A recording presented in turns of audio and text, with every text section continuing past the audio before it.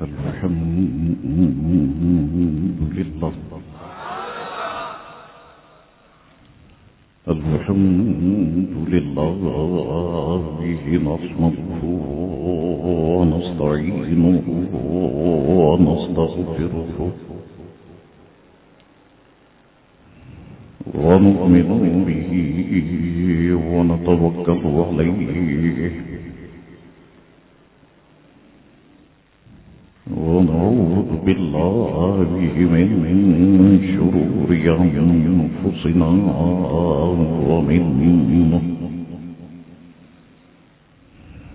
ومن سيئات أعمالنا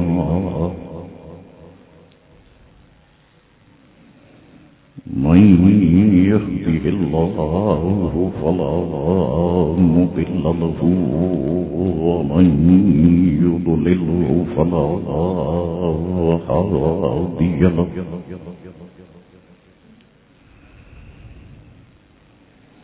ونشهد أن لا إله إلا الله وحده لا شريك له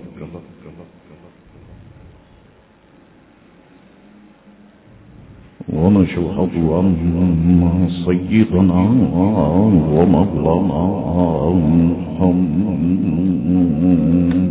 عبده ورسوله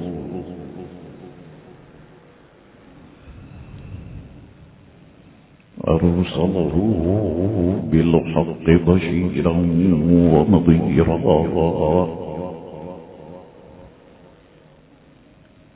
أما بعد فأعوذ بالله من الشيطان الرجيم بسم الله الرحمن الرحيم ألا إن أولياء الله لا خوف عليهم ولا هم يحزنون الذين آمنوا وكانوا يتقون صدق الله مولانا العظيم وصدق رسوله النبي الكريم الأمين إن الله وملائكته يصلون على النبي يا أيها الذين آمنوا صلوا عليه وسلموا تسليما اللهم صل على سيدنا ونبينا ومولانا محمد معين الجود والكرم وآله وبارك وسلم صلاة وسلاما عليك يا سيدي يا رسول الله میرے ساتھ مل کے پڑھے الصلاۃ والسلام علیک یا رسول اللہ وعلی آلک وصحابک یا حبیب اللہ. وہ شاہ بغداد ہے اور غوث جلی ہے. وہ شاہ بغداد ہے اور غوث جلی ہے. وہ نواسائے رسول ہے اور ابن علی ہے. وہ شاہ بغداد ہے اور غوث جلی ہے. وہ نواسائے رسول ہے اور ابن علی ہے. جس کی خوشبو سے معطر ہوا دنیا کا ہر چمن، جس کی خوشبو سے معطر ہوا دنیا کا ہر چمن، جس کی مہک سے مہکی ہر ایک کلی ہے، جس کی خوشبو سے معطر ہوا دنیا کا ہر ایک چمن، جس کی مہک سے مہکی ہر ایک کلی ہے، تیرے رتبے کو دیکھ کر جلتے ہیں عادا تیرے، تیرے رتبے کو دیکھ کر جلتے ہیں عادا تیرے، بجھ نہیں سکتی یہ شمع جو مدینے سے چلی ہے، بجھ نہیں سکتی یہ شمع جو مدینے سے چلی ہے، تیرے رتبے کو دیکھ کر جلتے ہیں عادا تیرے، بجھ نہیں سکتی یہ شمع جو مدینے سے چلی ہے، ہندو تک تیری کرامت کا قائل ہے یا غوث، ہندو تک تیری کرامت کا قائل ہے یا غوث، منکر وہی ہے جو بدبخت ابدی اور ازلی ہے، میں پسا جاتا ہوں میرے آقا آبادی سے زمانہ سے، میں پسا جاتا ہوں میرے آقا آبادی سے زمانہ سے، مجھے وہ راہ دکھلا دے جو راہ تجھے بھلی ہے، مجھے وہ راہ دکھلا دے جو راہ تجھے بھلی ہے، میری بات جو منہ سے نکلے بغداد میں لے پہنچے، میری بات جو منہ سے نکلے بغداد میں لے پہنچے، باد صبا کو حکم دے جو تیرے کوچے سے چلی ہے، باد صبا کو حکم دے جو تیرے کوچے سے چلی ہے، باواز بلند درود پاک کا نذرانہ پیش کرے، اللہم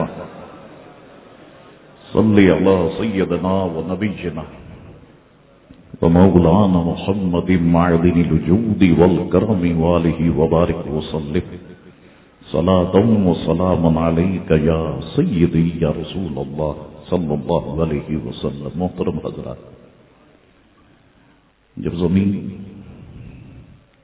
شدت تپش سے مغلوب ہو کر پیاسی ہو جاتی ہے تو اللہ رب العزت باران رحمت نازل فرما کر زمین کی پیاس کو بجھا دیتا ہے۔ اسی طرح سے جب تاریکی شب کی چادر بسیط ہوتی ہے اور کائنات پر اندھیرا چھا جاتا ہے تو اللہ رب العزت سورج کو نمودار فرما کر اندھیروں کو ختم فرما دیا کرتا ہے۔ اسی طرح جب بد مذہبیت اور لادینیت کی تند و تیز آندھیاں چلنے لگ جاتی ہیں، جب کفر و شرک، شیطانیت، لادینیت اپنے مضبوط پنجوں کو معاشرے میں گاڑنے لگ جاتی ہیں تو اللہ رب العزت اپنے نیک بندوں کی جماعت کو یا اپنے نیک بندوں کو یا نیک بندوں میں سے کسی ایک نیک بندے کو اس زمین پر بھیجتا ہے کہ جس کی وجہ سے وہ روشنی ہوتی ہے کہ شرک و کفر کے اندھیرے ختم ہو جاتے ہیں اور توحید و رسالت کی شمع فروزہ ہو جاتی ہے۔ اللہ رب العزت اپنے نیک بندوں کی جماعت کو یا نیک بندوں کو وہ طاقت و قوت عطا فرماتا ہے کہ دنیا ایک طرف کھڑی ہو اور اللہ کا منتخب بندہ ایک طرف ہو، کامیابی اللہ کے نیک بندے کے قدموں کو چومتی ہے۔ اللہ رب العزت ان لوگوں کے چہروں کو اتنا حسین بناتا ہے کہ لوگ صرف چہرے کی زیارت کر کے ہی دار اسلام میں داخل ہو جاتے ہیں۔ اللہ رب العزت ان کو وہ اخلاق کا نور عطا فرماتا ہے کہ جو بھی ان کی محفل میں آتا ہے اپنے اخلاق کو منور کر کے جاتا ہے۔ اللہ رب العزت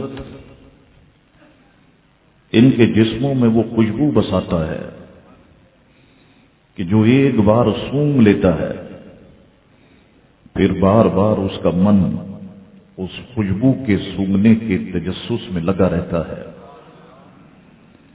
اللہ رب العزت اپنے نیک بندوں میں وہ کشش رکھتا ہے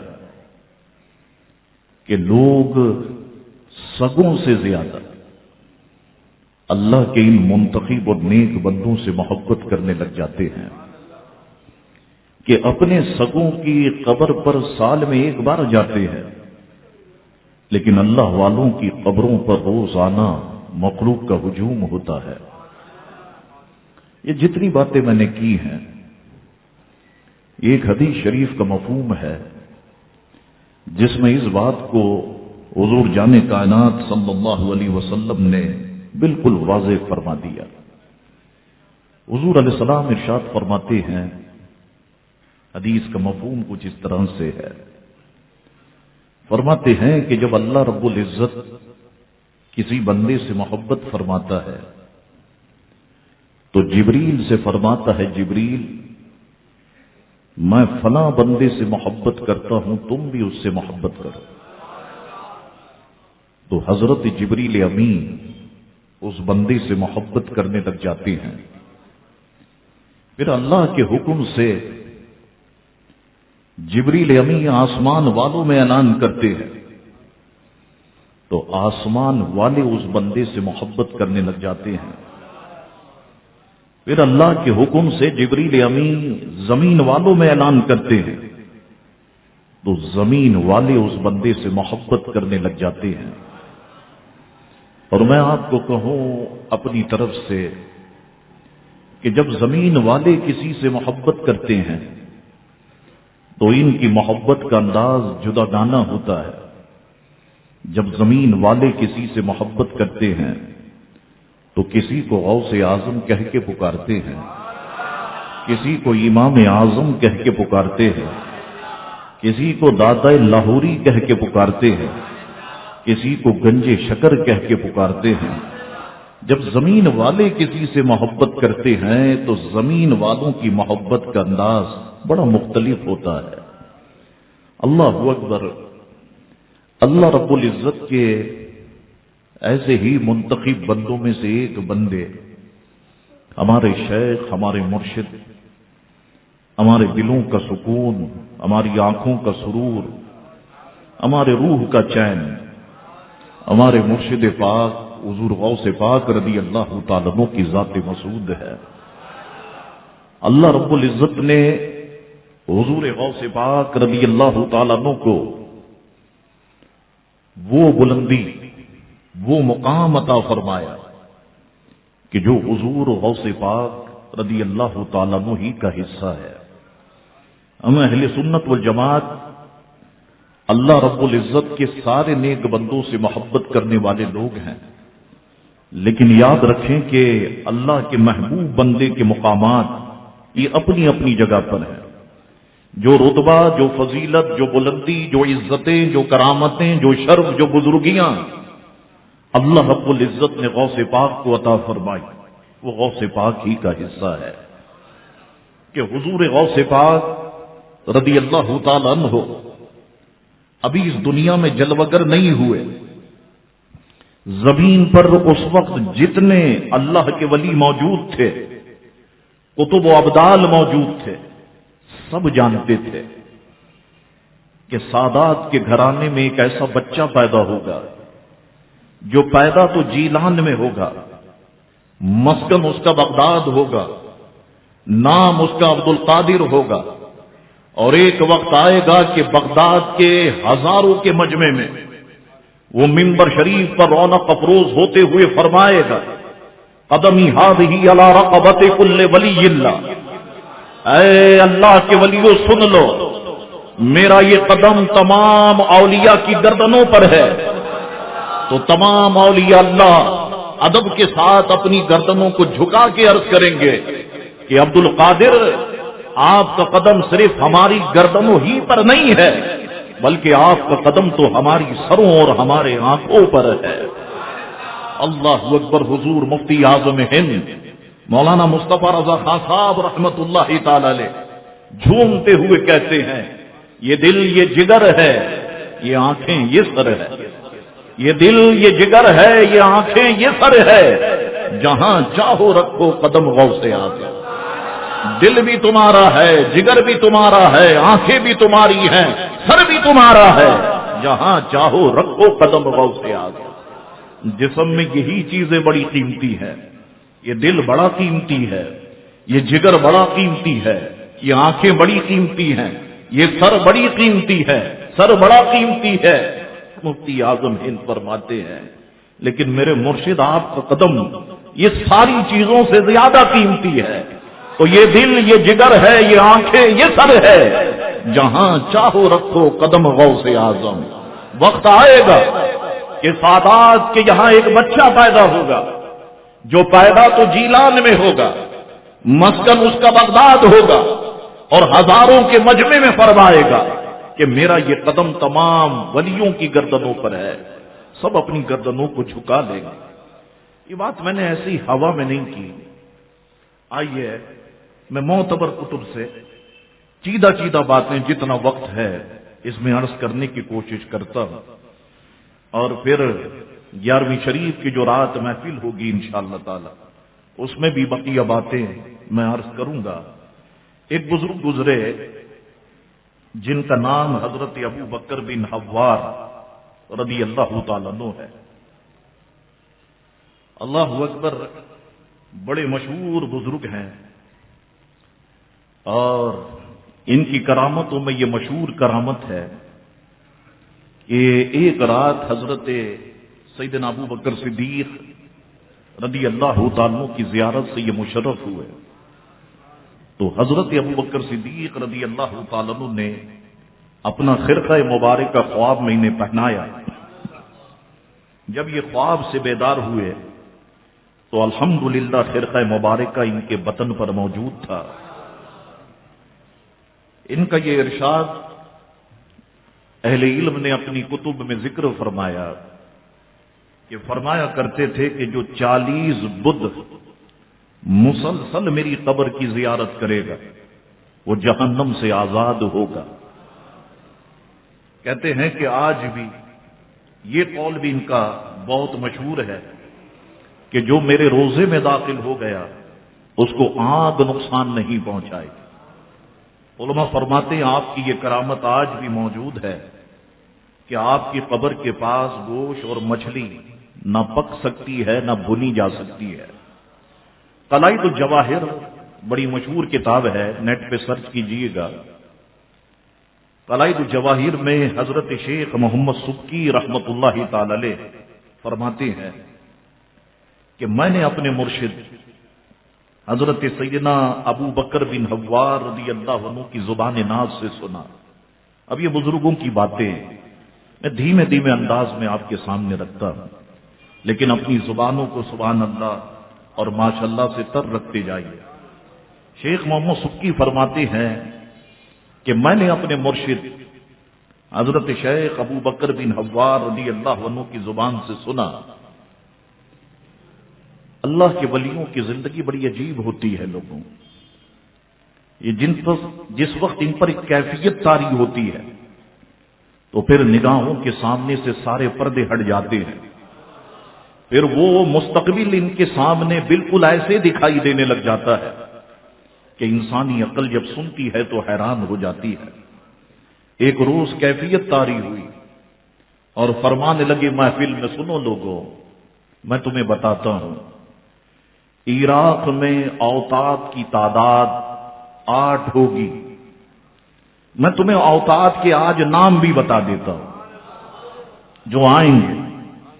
فرمانے لگے حضرت خواجہ معروف کرخی رحمت اللہ تعالی علیہ اس دنیا میں جلوہ گر ہوں، عراق کے اوتاد میں سے ہوں گے۔ حضرت سیدنا امام احمد ابن حنبل رضی اللہ تعالیٰ عنہ آئیں گے، حضرت بشر حافی رضی اللہ تعالیٰ عنہ آئیں گے، حضرت منصور بن عمار آئیں گے، حضرت خواجہ سری سقطی آئیں گے، حضرت خواجہ جنید بغدادی آئیں گے، حضرت سہل بن عبداللہ تستری آئیں گے۔ اور پھر عجیب انداز سے ایک بات کہی کہ جس سے سامنے والوں نے سوال پوچھ لیا، فرمانے لگے پھر شیخ عبد القادر جیلانی آئیں گے۔ اللہ اکبر۔ پوچھا لوگوں نے حضور یہ شیخ عبد القادر جیلانی کون ہے یا کون ہوں گے؟ فرمانے لگے یہ شرفائے عجم میں سے ہوں گے، بغداد شریف میں آ کر قیام کریں گے، اور میں تمہیں بتاؤں ان کا ظہور 5ویں صدی ہجری میں ہوگا۔ یہ صدیقین اوتاد اور اقطاب زمانہ سے ہوں گے، اور ایک دن وہ برسر منبر اعلان فرمائیں گے کہ میرا یہ قدم تمام ولیوں کی گردنوں پر ہے۔ تو تمام اولیاء اللہ اپنی اپنی گردنوں کو جھکا کے عرض کریں گے بل علی الراس والعین، اے عبد القادر جیلانی آپ کا قدم تو ہماری آنکھوں اور ہمارے سروں پر ہے۔ اللہ اکبر۔ ابھی غوث پاک دنیا میں تشریف نہیں لائے، حضرت شیخ ابو بکر بن حوار رضی اللہ تعالیٰ عنہ پہلے ہی پیشن گوئی فرما رہے ہیں۔ دوسرے بزرگ ہیں حضرت سیدنا ابو احمد عبداللہ بن علی بن موسیٰ رضی اللہ تعالیٰ عنہ۔ مشہور کتاب غبط الناظر میں حضرت سیدنا ابو احمد عبداللہ بن علی بن موسیٰ کہ جن کا وصال ہوا 464 میں، اور مشہور روایت کے مطابق غوث پاک 470 میں دنیا میں تشریف لائے، یہ 464 میں ان کا وصال ہوا۔ ارشاد فرمانے لگے سنو لوگو، میں گواہی دیتا ہوں اس بات کی کہ عنقریب عجم میں ایک لڑکا بڑا ہی صاحب کرامت و ذی شرف پیدا ہوگا، جو بھی اسے دیکھے گا فائدہ اٹھائے گا، اور وہ فرمائے گا قدمی حاضی علی رقبت کل ولی اللہ۔ یہ بات آپ نے 464 میں ارشاد فرمائی۔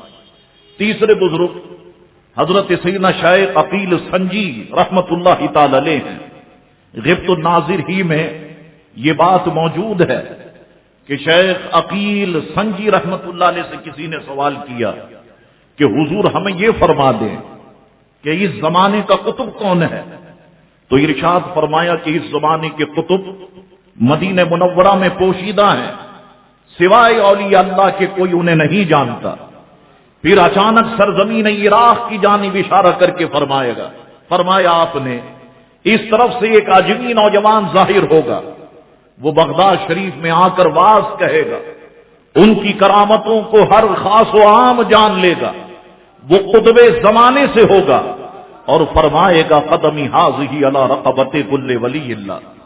تیسرے بزرگ سیدنا شیخ علی بن وہب رضی اللہ تعالیٰ عنہ ہے۔ کتاب کا نام زبدۃ الابرار ہے کہ ایک روز چند درویش حضرت شیخ علی بن وہب رضی اللہ عنہ کی خدمت میں حاضر ہوئے۔ آپ نے ان درویشوں سے دریافت کیا کہ کہاں سے آئے ہو؟ انہوں نے جواب دیا کہ عجم سے آئے ہیں۔ پھر سوال کیا کہ یہ بتاؤ عجم میں کس شہر سے آئے ہو؟ جواب دیا کہ ہم جیلان سے آئے ہیں۔ فرمانے لگے اللہ اس شخص کے ذریعے سے تمہارے چہروں کو روشن کر دے جو اللہ کے فضل سے تم میں عنقریب ظاہر ہوگا، جس کا اسم شریف عبد القادر ہوگا، اور ان کے ظہور کی جگہ عراق ہوگی اور مسکن بغداد ہوگا، اور وہ کہے گا قدمی حاضی علی رقبت کل ولی اللہ، کہ میرا یہ قدم تمام اولیاء کی گردنوں پر ہے، سب اپنی گردنوں کو جھکا دیں گے۔ ایک اور بزرگ حضرت سیدنا جنید بغدادی رضی اللہ تعالیٰ عنہ ہیں۔ اللہ اکبر۔ شیخ موسیٰ سہروردی اس بات کو مکاشفات الاولیاء میں فرماتے ہیں کہ ایک روز بروز جمعۃ المبارکہ حضرت جنید بغدادی حالت کشف میں تھے۔ جب استقراء سے فارغ ہوئے تو فرمانے لگے 5ویں صدی کے آخر میں حضور علیہ السلام کی آل مبارکہ میں ایک بزرگ پیدا ہوں گے جن کا اسم شریف عبد القادر ہوگا، لقب محی الدین ہوگا۔ ابھی تک تو سارے بزرگ نام بتاتے آئے، اور جنید بغدادی لقب بھی ارشاد فرما رہے ہیں کہ محی الدین ہوگا، وطن گیلان ہوگا، مسکن بغداد شریف ہوگا، اور وہ اللہ کے حکم سے فرمائیں گے قدمی حاضی علی رقبت کل ولی اللہ۔ اللہ اکبر۔ حضرت سیدنا امام حسن عسکری رضی اللہ تعالیٰ عنہ، امام حسن عسکری کے نام ہر ایک بندہ ان کے نام سے واقف ہے۔ اپنی وفات مبارکہ سے پہلے اپنا ایک سجادہ کہتے ہیں مصلی کو، جائے نماز کو، حضور غوث پاک کی خدمت عالیہ میں پہنچانے کے لیے اپنے ایک مرید خاص کو دیا اور وصیت فرمائی کہ اس کی بہت حفاظت کرنا، اور اپنے وصال سے پہلے کسی معتبر اور معتمد شخص کو دے دینا، اور اس کو بھی وصیت کرنا کہ وہ بھی مرتے وقت کسی معتبر اور معتمد شخص کو دے دے۔ اس طرح یہ سلسلہ چلتا رہا۔ بالآخر 497 ہجری شوال المعظم کے مقدس مہینے میں حضور غوث پاک کو امام حسن عسکری کا تحفہ مل گیا، اور امام حسن عسکری کا سلام بھی مل گیا۔ اللہ اکبر۔ یہ سارے بزرگوں کی فہرست میں نے آپ کے سامنے رکھی کہ جنہوں نے غوث پاک کی پیدائش سے پہلے ہی حضور غوث پاک سے متعلق خوشخبریاں اپنے اپنے مریدین، اپنے اپنے خلفاء اور اپنے اپنے دور میں دی ہیں۔ آئیے دور آتا ہے حضور غوث پاک رضی اللہ تعالیٰ عنہ اس دنیا میں تشریف لائے۔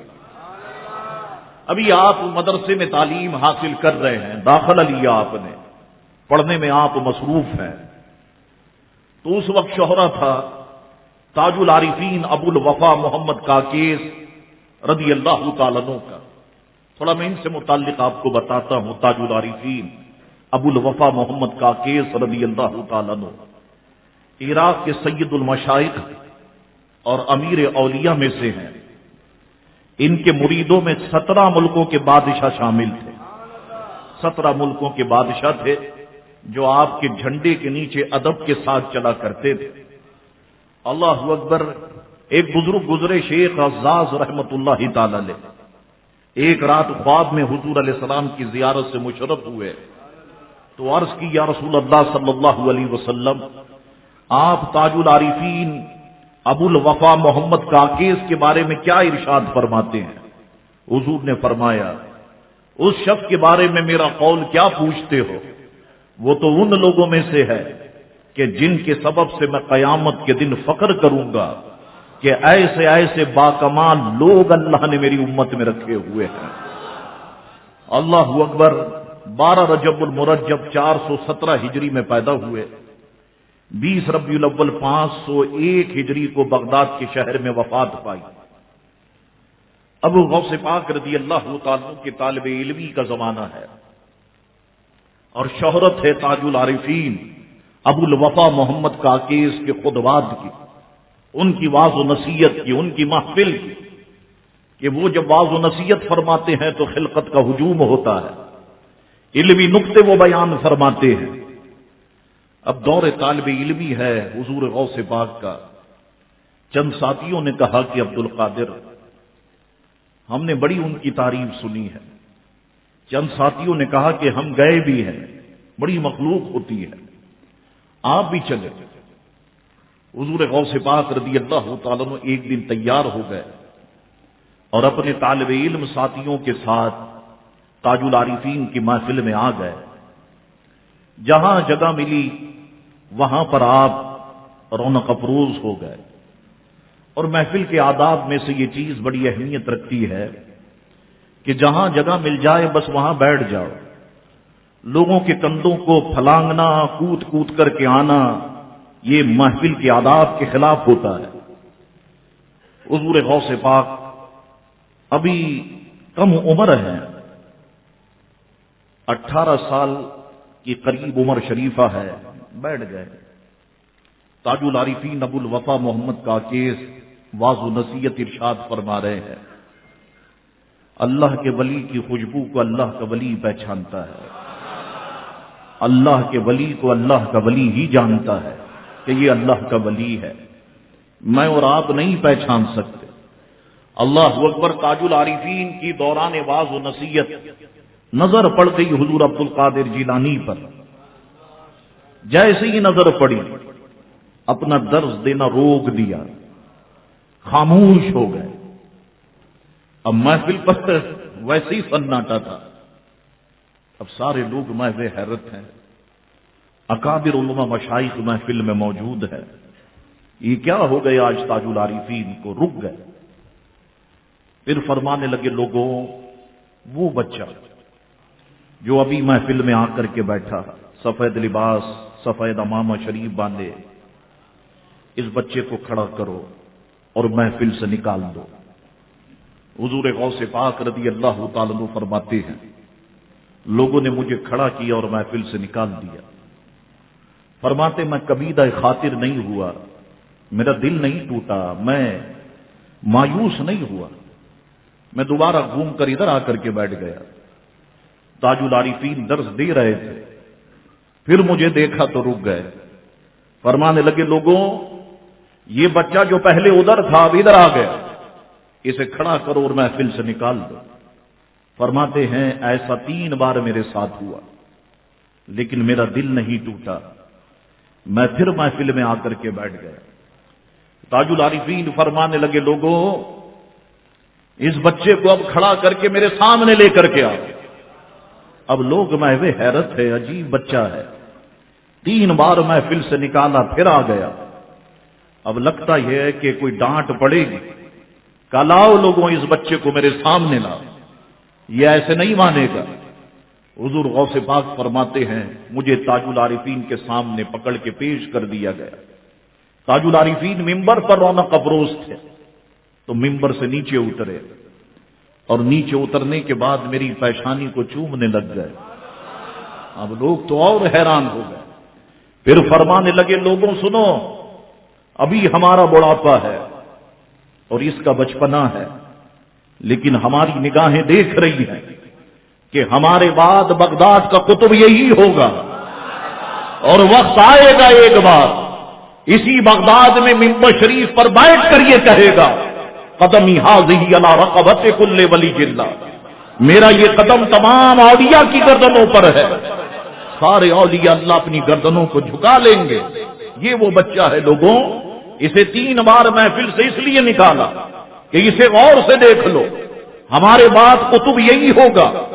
اللہ اکبر. حضور غوث پاک رضی اللہ تعالیٰ عنہ فرماتے ہیں, پھر تاج العارفین نے اپنا عصا مجھے دے دیا, اپنی تسبیح مجھے دے دی, اپنا مصلی مجھے دے دیا, اور پھر فرمانے لگے, عبد القادر میرے بیٹے, جب وہ وقت آئے نا کہ تم ممبر پر بیٹھ کے کہو کہ میرا یہ قدم تمام ولیوں کی گردنوں پر ہے, تو اپنی سفید داڑھی کو پکڑ کے ارشاد فرمانے لگے, بیٹا جب وقت آئے نا تو میری سفید داڑھی کو یاد رکھنا, میری سفید داڑھی کو یاد رکھنا.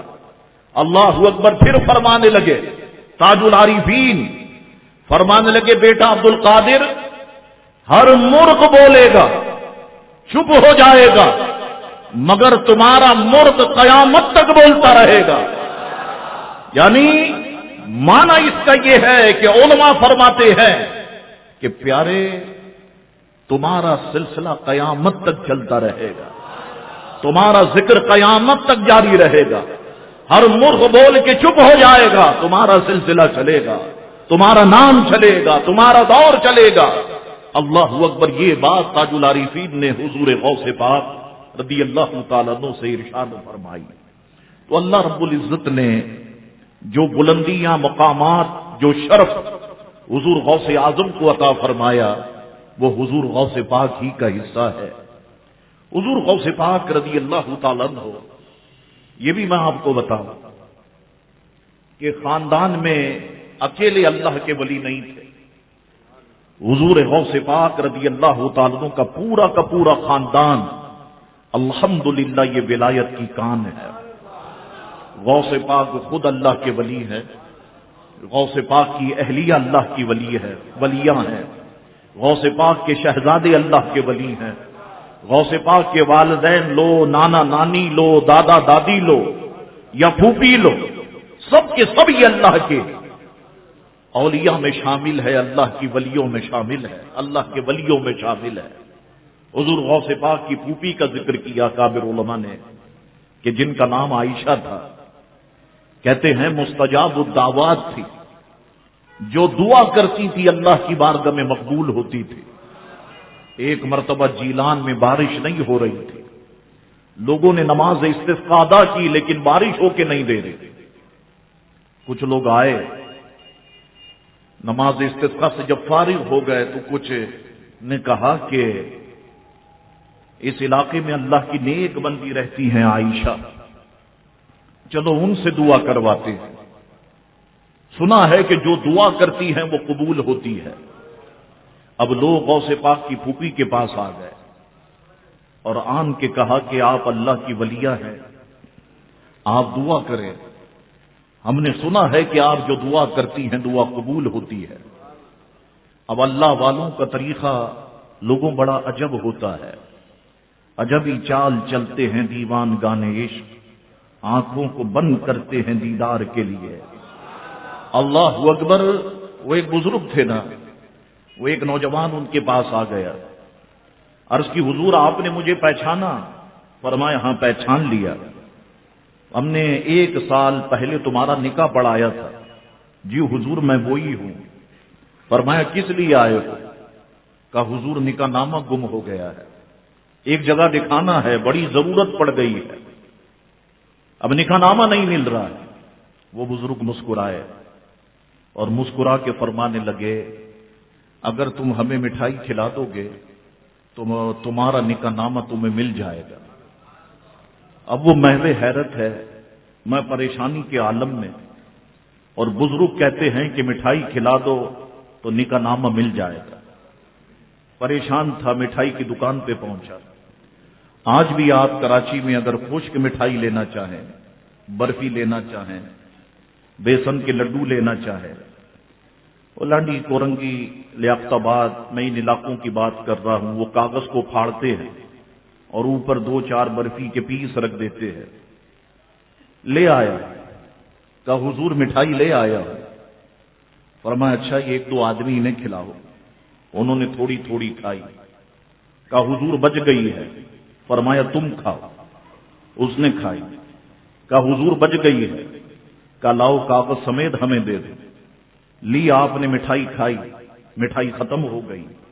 نوجوان کہنے لگا حضور نکاح نامہ کہاں ہے؟ فرمایا دیتے ہیں نا تمہیں، اتنی جلدی کیا ہے؟ اسی کاغذ کو جھاڑا، ہاتھ میں دے دیا، فرمایا غور سے دیکھ لو یہی تمہارا نکاح نامہ ہے۔ اس نے جب پرچہ دیکھا تو وہی اس کا نکاح نامہ تھا۔ اللہ اکبر۔ تو اللہ کے ولیوں کے لیے یہ دنیا مثل دسترخوان کی ہوتی ہے، مثل ہتھیلی کی ہوتی ہے۔ تو اب لوگ آ گئے، اے عائشہ علاقے میں بارش نہیں ہو رہی، آپ اللہ کی نیک بندی ہے، آپ دعا کریں گی تو بارش ہوگی۔ حضور غوث پاک کی پھوپھی نے دعا کے لیے ہاتھ نہیں اٹھائے۔ میں نے کہا نا عجبی چال چلتے ہیں دیوان گانے عشق، اپنے ہاتھ میں جھاڑو لی اور گھر کے صحن میں جھاڑو دینے میں مصروف ہو گئی۔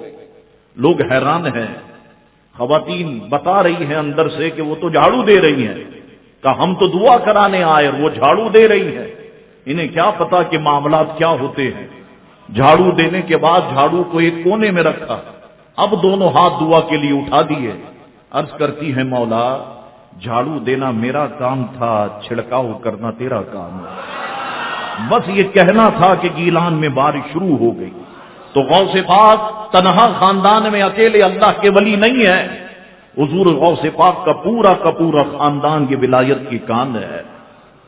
ایک قول یہ ہے کہ 470 میں ہجری میں اس دنیا میں آپ جلوگر ہوئے، ایک قول 471 کا ہے، ایک قول 490 کا ہے، اور ایک قول 491 ہجری کا ہے۔ لیکن میں آپ کو بتاتا ہوں ایک بڑی اہم بات کہ امام یافعی نے اپنی کتاب میراث الجنان میں لکھا کہ غوث اعظم سے کسی نے سوال پوچھا تھا ایک مرتبہ کہ ہمارے مرشد یہ فرمائیے آپ کا سن ولادت کیا ہے؟ تو حضور غوث پاک نے فرمایا میں اتنا جانتا ہوں کہ جس وقت میں بغداد آیا تھا علم دین حاصل کرنے کے لیے تو تو یہ وہ دن تھا کہ شیخ ابو محمد رزق اللہ بن عبد الوہاب تمیمی ان کا انتقال ہوا تھا. یہ 488 ہجری تھا اور اس وقت میری عمر 18 سال تھی. تو اب محققین کہتے ہیں، غوث اعظم خود فرماتے ہیں کہ 488 ہجری کا سن تھا اور میری عمر اس وقت 18 سال تھی. فرماتے تو واضح ہو گیا کہ حضور غوث پاک 470 ہجری میں اس دنیا میں جلوگر ہوئے. ایران کے شہر جیلان میں پیدا ہوئے. جیلان ایک قول ہے، گیلان بھی ہے اور جیال کا بھی قول موجود ہے. لقب ابھی محمد تھا. کنیت آپ کی محی الدین بھی ہے اور محبوب سبحانی بھی ہے. محی الدین کے معنی ہے دین کے زندہ کرنے والے. محی الدین یعنی دین کا زندہ کرنے والا. تو کسی نے محفل میں ایک روز سوال پوچھا کہ مرشد یہ فرمائیں آپ کو محی الدین کب سے کہا جانے لگا، دین کا زندہ کرنے والا کب سے کہا جانے لگا؟ تو حضور غوث پاک نے یہ جملے ارشاد فرمائے. فرمانے لگے 511 ہجری کا سن تھا. میں بغداد شریف میں داخل ہو رہا تھا، کسی کام سے باہر گیا ہوا تھا. حالت اس وقت ایسی تھی کہ میرے پاؤں میں جوتیاں بھی نہیں تھی. میں داخل ہو رہا تھا تو ایک شخص نے مجھے سلام کیا. میں نے اس کے سلام کا جواب دیا. اس نے مجھے قریب بلایا. جب میں قریب پہنچا تو وہ شخص بالکل دبلا پتلا تھا، نحیف تھا، بالکل کمزور تھا. وہ مجھ سے کہنے لگا عبد القادر اپنے ہاتھوں کے سہارے سے آپ مجھے کھڑا کریں. فرماتے میں آگے بڑھا اور اپنے ہاتھوں کے سہارے سے جیسے اسے کھڑا کیا اب وہ تندرست ہو گیا، وہ بھلا چنگا ہو گیا. تو وہ مجھ سے کہنے لگا عبد القادر کیا آپ مجھے جانتے ہیں؟ فرمانے لگے میں نے یہ صورت نہیں دیکھی تھی. تو مجھ سے کہنے لگا عبد القادر میں دین اسلام ہوں. اب بعض لوگ اس میں حیران ہوتے ہیں کہ دین اسلام انسانی شکل میں، تو یاد رکھو کہ کل روز قیامت موت بھی مینڈے کی شکل میں لائی جائے گی، موت کو بھی شکل دے دی جائے گی. اللہ اکبر. وہ کہنے لگا میں دین اسلام ہوں. بد مذہبیت، لا دینیت، کفر و شرک کی آندیاں اتنی تیز چلی کہ جس کی وجہ سے میں کمزور ہو گیا تھا. اے عبد القادر مجھ میں طاقت آئی ہے تو آپ کے ذریعے سے آئی ہے، آپ کے وسیلے سے آئی ہے. تو آج سے آپ کا نام محی الدین ہے، آپ دین کے زندہ کرنے والے ہیں. حضور غوث پاک فرماتے ہیں ایک وہ جانتا تھا، ایک میں جانتا تھا، میرا اللہ اور اس کا رسول جانتا تھا. فرماتے میں بغداد پہنچا، وضو کر کے میں نے نماز ادا کی. نماز کے بعد جب میں باہر نکلا تو حیران ہو گیا، سارے بغداد والے مسجد کے باہر موجود ہیں اور زور زور سے پکار رہے ہیں یا محی الدین، یا محی الدین. تو فرماتے ہیں گویا میں سمجھ گیا کہ مجھے یہ لقب میرے رسول اللہ نے عطا فرمایا ہے.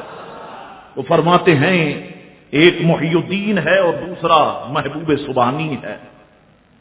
حضور غوث پاک کے والد محترم کا نام سید موسیٰ تھا، کنیت ابو صالح تھی اور حسنی سید زادے تھے کہ 12ویں پشت میں آپ کا سلسلہ نسب حضرت علی کرم اللہ وجہ الکریم سے ملتا ہے.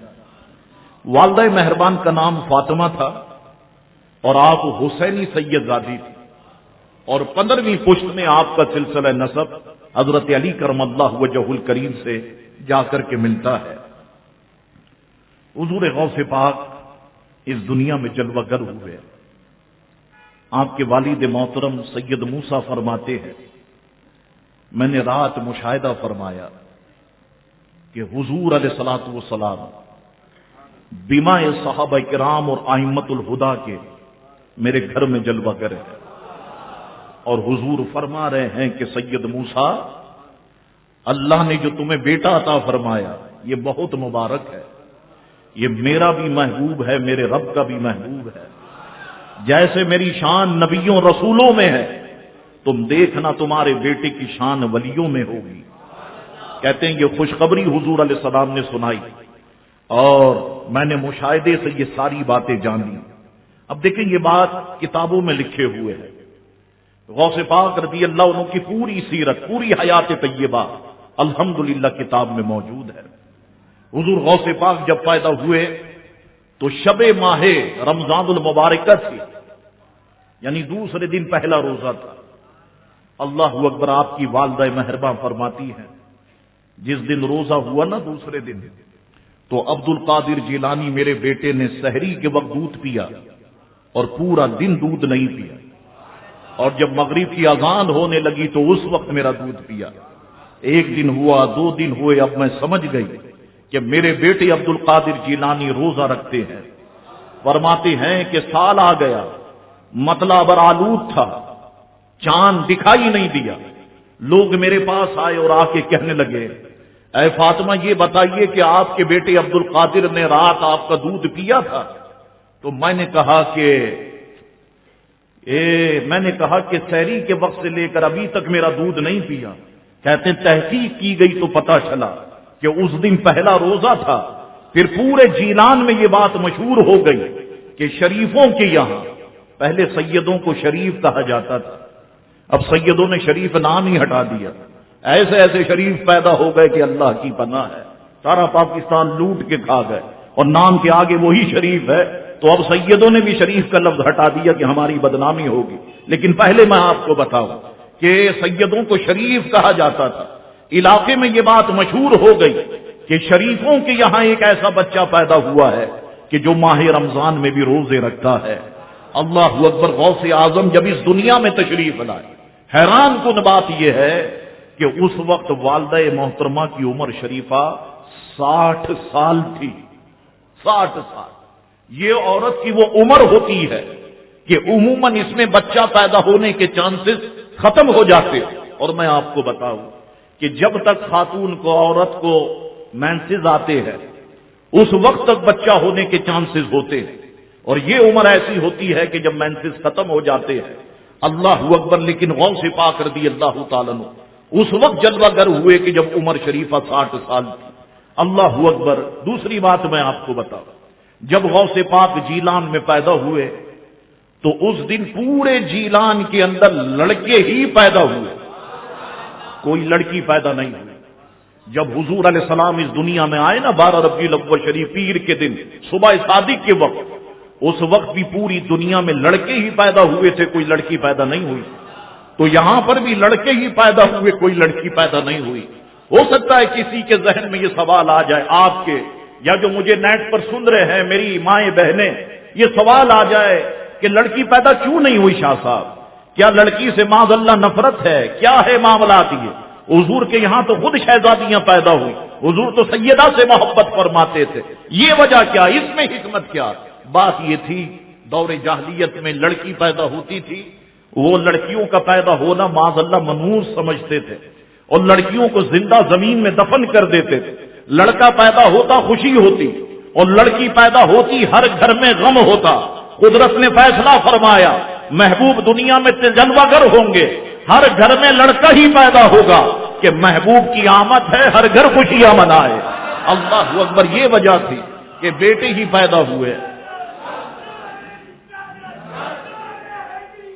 یہ بیٹے ہی پیدا ہوئے، کہیں پر بیٹی پیدا نہیں ہوئی۔ اللہ اکبر، حضور غوث پاک رضی اللہ تعالیٰ عنہ کے ساتھ بڑے عجیب و غریب معاملات ہیں۔ دیکھیں، میں نے ایک کتاب میں پڑھا کہ غوث پاک کی عمر شریفہ 4 سال کی ہے۔ 4 سال میں جب استاد محترم کے پاس پڑھنے کے لیے بٹھایا گیا قرآن مجید و فرقان حمید، تو غوث پاک نے اس وقت اپنے استاد کو 18 پارے زبانی سنائے تھے۔ استاد محترم حیران ہو گئے۔ اب یہ بات بڑی اہمیت کی حامل ہے۔ پوچھا، بیٹا عبد القاسر، یہ 18 پارے کہاں یاد کیے؟ کہا، میری والدہ 18 پاروں کی حافظہ ہے، یہ 18 پارے میں نے اپنی ماں کے شکم میں یاد کیے، ماں کے پیٹ میں یاد کیے ہیں۔ اللہ اکبر، یہ قول ملتا ہے جو میں نے آپ کی خدمت میں پیش کیا۔ آگے بڑھتا ہوں میں، قلائد الجواہر کتاب کا نام، اخبار الاخیار فارسی ہے۔ حضور غوث پاک سے کسی نے پوچھا، آپ کو کب سے معلوم ہے کہ آپ اللہ کے ولی ہیں؟ فرمایا، میں 12 برس کا تھا، اپنے شہر کے مدرسے میں پڑھنے کے لیے جایا کرتا تھا، تو اپنے ارد گرد فرشتوں کو چلتے ہوئے دیکھتا تھا، اور جب مدرسے پہنچتا تو میں انہیں یہ کہتے ہوئے سنتا کہ ہٹ جاؤ، اللہ کے ولی کو بیٹھنے کے لیے جگہ دے دو۔ فرماتے 12 سال میری عمر تھی۔ اللہ اکبر۔ حضور غوث پاک اپنے بچپن کا واقعہ، کتاب کا نام قلائد الجواہر ہے، اپنے بچپن کا واقعہ تحریر فرماتے ہیں۔ جب میں چھوٹا تھا، مدرسے جاتا تو روزانہ ایک فرشتہ انسانی شکل میں میرے پاس آتا تھا۔ میں نے اس سے پوچھا کہ آپ کون ہیں؟ وہ کہنے لگا میں فرشتوں میں سے ایک فرشتہ ہوں، اللہ نے مجھے اس لیے بھیجا ہے کہ میں مدرسے میں آپ کے ساتھ رہا کروں۔ حضور غوث اعظم فرماتے یہ معاملات میرے ساتھ تھے۔ فرماتے ایک روز میرے قریب سے ایک شخص گزرا جس کو میں بالکل نہیں جانتا تھا۔ اس نے جب فرشتوں کو یہ کہتے ہوئے سنا کہ کشادہ ہو جاؤ تاکہ اللہ کا ولی بیٹھ جائے، تو اس نے فرشتوں سے پوچھا ما ھذا الصبی، یہ لڑکا کس کا ہے؟ فرشتوں نے کہا ھذا بیت الاشراف، یہ سادات کے گھرانے کا بچہ ہے۔ تو اس نے کہا سیکون لی ھذا شان عظیم، ان قریب یہ بڑی شان والا ہوگا۔ حضور غوث پاک فرماتے ہیں 40 سال کے بعد جا کر مجھے پتا چلا وہ ابدال وقت تھے جنہوں نے یہ سوال پوچھا تھا۔ اللہ اکبر۔ غوث پاک فرماتے ہیں کتاب کا نام قلائد الجواہر ہے، جب میں بچوں کے ساتھ بچپن میں کھیلنے کا ارادہ کرتا تو کسی کی آواز کو سنتا الیہ یا مبارک، اے خوش نصیب اور خوش بخت تم میرے پاس آ جاؤ، میں فوراً اپنی ماں کی گود میں چلا جاتا۔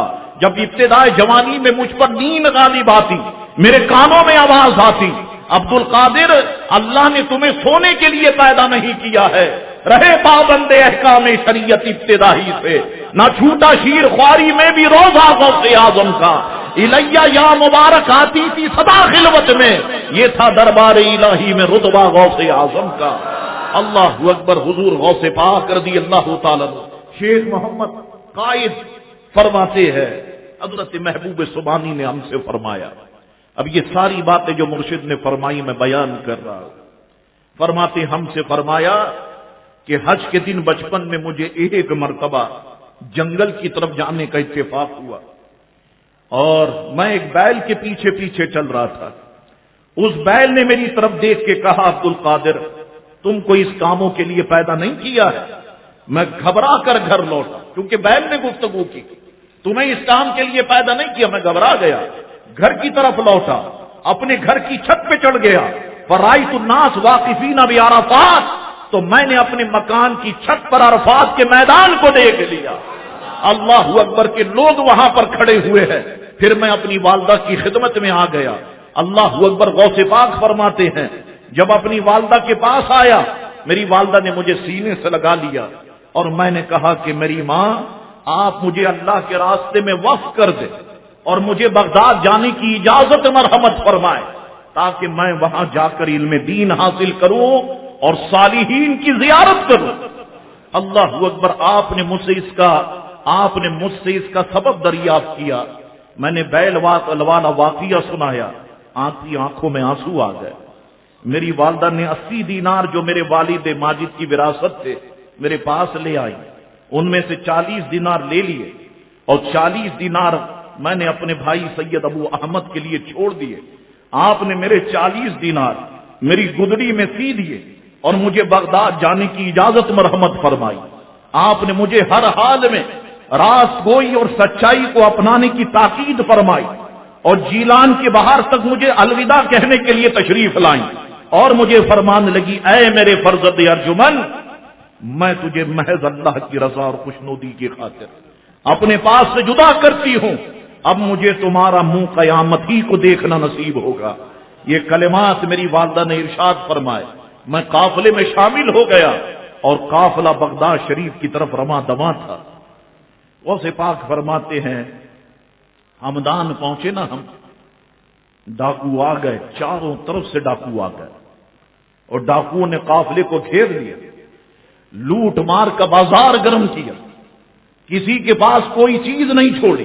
میری عمر کم تھی، مجھ سے کسی نے کوئی سوال تک نہیں پوچھا۔ فرماتے ہیں ایک ڈاکو پھر میرے قریب آیا، کہنے لگا بچے تمہارے پاس کیا ہے؟ میں نے کہا 40 دینار ہے۔ وہ ہنستا ہوا چلا گیا۔ دوسرا آ گیا، بچے تمہارے پاس کیا ہے؟ میں نے کہا 40 دینار ہیں۔ وہ بھی ہنستا ہوا چلا گیا۔ غوث پاک فرماتے جب قافلے کو لوٹ لیا، ان کا سردار آ گیا، وہ تھلے پر اونچی جگہ پر بیٹھا مال تقسیم کرنے لگا اور کہنے لگا بتاؤ میرے ساتھیوں کوئی رہ تو نہیں گیا؟ کہاں ایک بچہ ہے، ہم اس سے پوچھتے ہیں کہ تیرے پاس کیا ہے، وہ کہتا ہے 40 دینار ہے۔ سردار ایسا لگتا ہے ہمارا مذاق اڑا رہا ہے۔ سردار نے کہا بلاؤ اسے۔ غوث پاک فرماتے میں ڈاکوؤں کے سردار کے سامنے جا کے کھڑا ہو گیا، کہنے لگا کیا نام ہے؟ میں نے کہا سید عبد القادر نام ہے۔ کہاں جا رہے ہو؟ میں نے کہا علم دین حاصل کرنے کے لیے بغداد شریف جا رہا ہوں۔ تمہارے پاس ہے کیا؟ میرے پاس 40 دینار ہے۔ کہاں ہے؟ یہاں کپڑا لگا کے والدہ نے سیے ہوئے ہیں۔ جب کپڑے کو ادھیڑا گیا دینار زمین پر گرے، اور جب گرنے کے بعد گنے گئے تو پورے 40 تھے۔ سردار کہنے لگا اے عبد القادر یہ بتاؤ کہ تمہیں سچ کہنے پر کس بات نے آمادہ کیا؟ کہا میری والدہ کے قول نے آمادہ کیا۔ میری والدہ محترمہ نے مجھے ہمیشہ رخصت کرتے وقت سچ بولنے کی تلقین فرمائی، اور میں نے ماں سے وعدہ کیا کہ زندگی میں کبھی جھوٹ نہیں بولوں گا۔ سردار رونے لگ گیا، کہنے لگا یہ بچہ اپنی ماں سے کیے ہوئے وعدے سے منحرف نہیں ہوا، اور میں ساری عمر رب سے وعدہ کرتا ہوں خلاف ورزی کرتا ہوں۔ سردار نے میرے ہاتھ پر توبہ کی۔ سارے ڈاکو کہنے لگے سردار تم ڈکیتی میں بھی سردار، تم توبہ میں بھی سردار، تم نے بھی توبہ کی ہے تو ہم بھی عبد القادر کے ہاتھوں پر توبہ کرتے ہیں۔ اللہ اکبر، سب نے غوث پاک کے ہاتھوں پر سچی توبہ کی۔ اب غوث پاک بغداد شریف میں داخل ہوتے ہیں۔ بغداد شریف الحمدللہ ثم الحمدللہ علم دین کا مرکز تھا، علم دین کا مرکز ہے، اور انشاءاللہ علم دین کا مرکز رہے گا۔ 100 ملکوں نے مل کر بغداد شریف پر بمباری کی ہے۔ غوث پاک کی مزار کا گنبد جس طرح پہلے چمک رہا تھا ویسے ہی اب بھی چمک رہا ہے۔ واضح چیلنج ہے کہ اللہ والوں کو مٹا سکتے ہو تو مٹا کر کے تو بتاؤ۔ اللہ اکبر، حضور غوث پاک بغداد شریف میں داخل ہو۔ کئی اساتذہ کرام سے حضور غوث پاک رضی اللہ تعالیٰ عنہ نے علم دین حاصل کیا۔ یاد رکھو وقت بڑی تیزی سے آگے بڑھ رہا ہے، میں آپ کو یہاں پر آخری 2-5 منٹ یہ بات سمجھا دیتا ہوں۔ یہ بات اپنے دل و دماغ میں رکھ لینا کہ اللہ کا ولی عالم ہوتا ہے، جاہل اللہ کا ولی ہو ہی نہیں سکتا، کیونکہ اللہ کسی جاہل کو ولی بناتا ہی نہیں ہے۔ جب کسی کو ولی بناتا ہے تو اسے پہلے علوم عطا فرماتا ہے۔ اب علوم بھی کئی طرح سے ملتے ہیں، کبھی مدرسوں سے علوم حاصل ہوتے ہیں، کبھی نگاہوں سے نگاہوں میں منتقل ہوتے ہیں، تو کبھی دل سے دل میں منتقل ہو جاتے ہیں۔ اللہ اکبر، اللہ کسی جاہل کو ولی بناتا نہیں ہے۔ غوث پاک سے کسی نے پوچھا تھا کہ مرشد فرمائیں آپ اللہ کے ولی کیسے بن گئے؟ فرمانے لگے درست العلم حتی صرف قدما ونلت السعادة من مولا الموالی، میں علم حاصل کرتے کرتے اللہ کا ولی بن گیا، اور تمام مولاؤں کے مولا اللہ کی طرف سے مجھے سعادت کے سارے خزانے حاصل ہو گئے۔ پھر کسی نے اٹھ کے پوچھا مرشد جب اللہ کے ولی بن گئے تو اب حال کیا ہے؟ فرمایا حال پوچھتے ہو؟ نظر تو الی بلاد اللہ جمان کا خردلۃ علی حکم اتصالی، میں اللہ کی کائنات کو ایسے دیکھتا ہوں جیسے ہاتھ کی ہتھیلی پہ رائی کے دانے کو دیکھتا ہے۔ فرمایا تم حال پوچھتے ہو؟ اللہ کا ولی عالم ہوتا ہے، جاہل نہیں ہوتا۔ جب عالم آستانوں کو سنبھالتا ہے، آستانوں کا کام لوگوں کی خالی جیبوں کو بھرنا ہوتا ہے، خالی دامنوں کو مرادوں سے بھرنا ہوتا ہے۔ آستانوں کا کام، پیروں کا کام لوگوں کی بہو بیٹی کے سروں پر چادر کو رکھنا ہوتا ہے، چادروں کو نوچنا نہیں ہوتا، عزتوں کو تار تار کرنا نہیں ہوتا۔ آج ہم نے گیٹ اپ سے یہ سمجھ لیتے ہیں یہ تو بہت بڑے عالم ہوں گے صاحب، اوہو سعودی عرب سے آئے بہت بڑے عالم ہوں گے، بغداد سے آئے بہت بڑے عالم ہوں گے، فلاں ملک سے آئے بہت بڑے عالم ہوں گے۔ ایک بار ایک علماء کی جماعت آئی نہ باہر سے، لوگ ہاتھ پاؤں اور چوم میں چاٹی میں سب سے آگے قوم، اپنا بندہ کتنا ہی علم والا ہو اس کی قدر ہے نہیں نا۔ وہ آگے صاحب کہنے لگے شاہ صاحب میں نماز پڑھنا چاہتا ہوں۔ میں نے کہا یہ اوپر تشریف لائیے نماز پڑھیے۔ وہ 3 جبے پہنے ہوئے تھے، ایک اتارا دوسرا اتارا، وضو کیا، جو نماز پڑھی ہے میں نے کہا مولا تیرا شکر ہے کہ اس بندے نے مسجد میں نماز نہیں پڑھی. وہ اتنی پٹکیاں، اتنی جلدی نماز. میں نے کہا یہ عام آدمی دیکھ لے وہ تو ویسے ہی دور ہو جائے ہم لوگوں سے. شکر ہے کہ انہوں نے یہاں پہ نماز پڑھی، مسجد میں آ کر کے نماز نہیں پڑھی. تو ہم گیٹ اپ سے سمجھتے ہیں کہ صاحب کوٹ پہنا ہوا بلیک تو یہ وکیل ہوگا، وائٹ کوٹ پہنا ہوا ہے تو یہ ڈاکو ہوگا. وہ وکیل کے لباس میں یا وائٹ کوٹ کے لباس میں کتنا ہی بڑا ڈاکو کیوں نہ ہو، ہم یہ کہتے ہیں صاحب وائٹ کوٹ پہنا ہے تو ڈاکٹر ہوگا، بلیک کوٹ پہنا ہے تو وکیل ہوگا، داڑھی ہے، جبہ ہے، امامہ ہے تو یہ بہت بڑے عالم دین ہوں گے. پتہ چلا صاحب عربی میں 20 تک گنتی نہیں آتی اور نعرے مجدد کے لگتے ہیں. 18 ٹاؤن ہے کراچی کے، مجھے لگتا ہے کہ عنقریب 18 مجدد تو پیدا ہو ہی جائیں. ہر مرید اپنے پیر کو مجدد کہنے میں لگا ہوا ہے. یہ مجدد ہے صاحب، یہ مجدد ہے. ابھی مجدد کی تعریف تک نہیں پتا ہے. اور مجدد مجدد مجدد میں تو سن کر کے حیران ہو گیا ہوں. اللہ اکبر. یاد رکھو اللہ کا ولی عالم ہوتا ہے، جاہل نہیں ہوتا. جاہلوں کو اللہ ولی نہیں بناتا. اور یاد رکھو جب علم جسم کے اندر داخل ہوتا ہے، دل کے اندر، تو گردنیں جھکا دیتا ہے. انسان عاجزی پسند اور انکساری پسند بن جاتا ہے. اور جب علم سر کے اوپر سے گزر جاتا ہے تو تکبر سے گردن کو تان دیتا ہے. پھر بندہ کہتا ہے میں ہی ہوں بس، اب میرے سوا کوئی دوسرا نہیں ہے. اللہ اکبر. لوگوں خدا کے لیے پہچانو کہ کون لوگ ہیں کہ جن کے پاس علوم کے خزانے ہیں، اور کون لوگ ہیں کہ جو جہالت کی بنا پر پیر بنے ہوئے پھرتے ہیں. اور یہ تو شارٹ کٹ ہو گیا، بہت آسان ہو گیا. قوم کو آپ نے قریب بلانا ہے، 4-6 باتیں آپ یاد رکھ لیں، آپ کے آستانوں کو 4 چاند لگ جائیں. ہر آدمی تو یہاں پریشان ہے، وہ پریشانی اپنی ختم کروانا چاہتا ہے تو کہتے ہیں تم پر جادو ہے، تم پر اثرات ہے، تمہارے ساتھ یہ معاملات ہے. اور اس بیچارے کو پھر جس طریقے سے اس کی کھال ادھیڑی جاتی ہے میں جانتا ہوں نا. کہتے ہیں صاحب 2 بکرے ذبح کرنے ہوں گے، 25-25 ہزار کے 2 بکرے 50، وہ تیار ہو جاتا ہے. کیا مصیبتیں ختم ہو جائیں گی؟ ہاں ہو جائیں گی، لیکن شرط یہ ہے کہ رات کے 2 بجے قبرستان میں ذبح کرنے ہوں. اور رات کے 2 بجے کا بندہ نام سنتا ہے قبرستان کا ویسے ہی ڈر جاتا ہے. پیر صاحب کہتے ہیں اچھا ہمیں دے تو ہم سارا انتظام کر لیں گے. وہ کہاں سے اس نے بکرے لینے ہیں، کہاں سے اس نے قبرستان، وہ خود ڈر کے مارے اس کا پیشاب نکل جائے رات کے 2 بجے، وہ خود قبرستان کیسے جائے؟ تو قوم کو بے وقوف بنائے ہوا، اور قوم لگی ہوئی ہے. اللہ کا ولی عالم ہوتا ہے، جاہل نہیں ہوتا. جاہل کو اللہ تعالیٰ کبھی ولایت دیتا ہی نہیں ہے. اللہ اکبر. غوث پاک پیدائشی ولی ہے، غریب نواز پیدائشی ولی ہے، لیکن علم حاصل کرنے کے لیے غوث پاک بغداد شریف پہنچ رہے ہیں یا نہیں پہنچ رہے ہیں؟ غریب نواز علم حاصل کرنے کے لیے جاتے ہیں یا نہیں جاتے؟ اللہ اکبر. طریقہ کار یہی ہے، علم حاصل کرنا ہوگا. اللہ کے جو نیک بندے جو علماء کی صورت میں ہیں ان کے آگے زانوئے تلمس طے کرنا ہوگا. اللہ اکبر. غوث پاک نے دل لگا کر کے علم دین حاصل کیا، عالم بن گئے.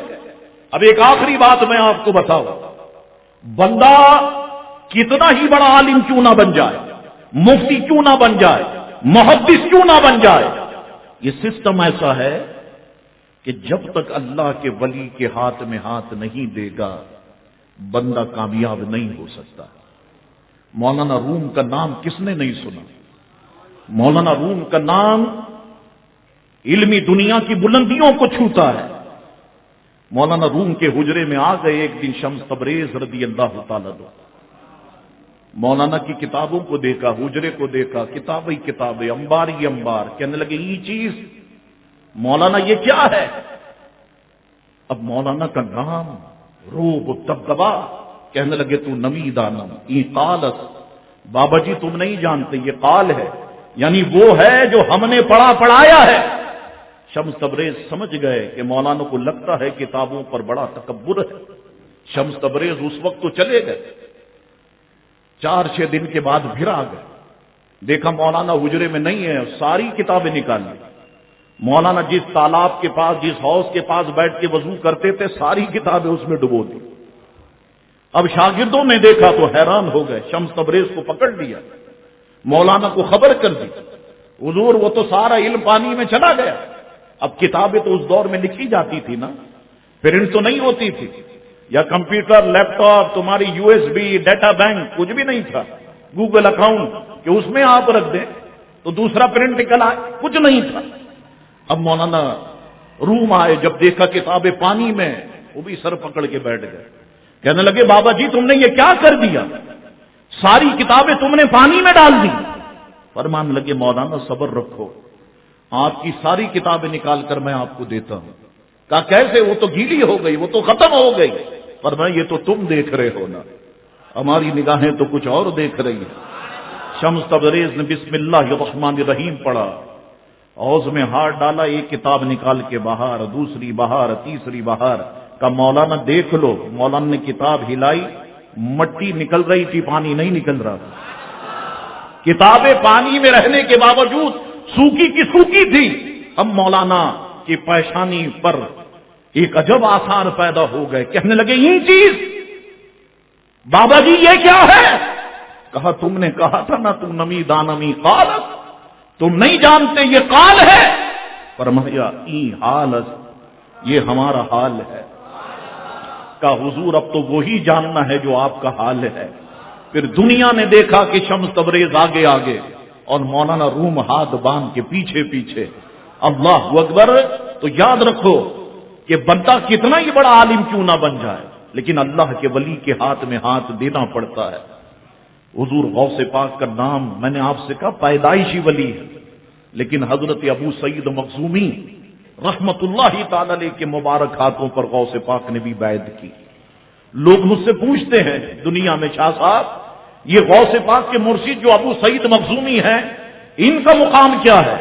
میں نے کہا اسی سے اندازہ لگاؤ، جن کے مریدوں میں غوث پاک جیسے لوگ ہوں تو مرشد کا مقام کیا ہو، میں خود اندازہ لگا دوں۔ اللہ اکبر۔ تو حضور غوث پاک رضی اللہ تعالیٰ عنہ کی زندگی کا ایک حصہ میں نے آپ کی خدمت میں پیش کیا۔ باتیں بہت ہے، انشاءاللہ تعالی بڑی رات کی محفل میں وہ باتیں عرض کروں گا، اور انشاءاللہ اگلے جمعے بھی میں عرض کرنے کی کوشش کروں گا، لیکن پیغام یہ دیتا ہوں کہ جبہ دستار دیکھ کر کے دھوکہ نہیں کھاؤ، خدا کے لیے اپنے آپ کو بھی بچاؤ، اپنے ایمان کو بھی بچاؤ، اپنے بیوی بچوں کو بھی بچاؤ، اور دیکھو کہ جس آستانے پہ لے کے جا رہے ہو وہ ہے کون، وہ صحیح العقیدہ سنی بھی ہے یا نہیں ہے۔ پہلے تو یہ دیکھو کہ سنی ہے یا نہیں ہے۔ آج کل بہت سارے لوگ اپنے نام کے آگے نقش بندی لگائے، چشتی لگائے بیٹھے ہیں۔